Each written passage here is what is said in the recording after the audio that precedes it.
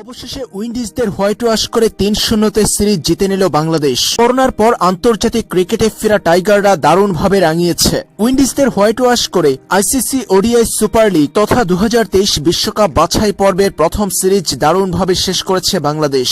সিরিজের তৃতীয় ও শেষ ওয়ানডেতে আজ ওয়েস্ট ইন্ডিজকে বাংলাদেশ পরাজিত করেছে ১২০ রানে। একাধিক পরিবর্তন নিয়ে মাঠে নামা টাইগাররা আজ শুরুতে টসে হেরে ব্যাটিংয়ে যায়। ব্যাটিং করতে নেমে শুরুটা ভালো না হয়ে দলের হাল ধরেছেন অধিনায়ক তামিম ইকবাল। তিনি জুটি গড়েছেন আরেক সিনিয়র সাকিব আল হাসানের সঙ্গে। তামিম করেছেন ৬৪ আর সাকিব আল হাসান করেছেন ৫১ রান। দলের বাকি দুই সিনিয়র মুশফিকুর রহিম ও মাহমুদুল্লাহ রিয়াদ শেষের দিকে ব্যাটিংয়ে নেমে খেলেছেন ঝোড়ো ইনিংস। মুশফিকুর রহিম করেছেন ৬৪ রান। ৫৫ বলে ৬৪ রানের ইনিংস খেলেছেন মুশফিক। অন্যদিকে মাহমুদুল্লাহ রিয়াদ খেলেছেন ৪৩ বলে ৬৪ রানের ঝোড়ো ইনিংস। চার সিনিয়র তারকার দুর্দান্ত ৪ হাফ সেঞ্চুরিতে নির্ধারিত ৫০ ওভার শেষে ৬ উইকেট হারিয়ে ২৯৭ রান তুলেছে বাংলাদেশ।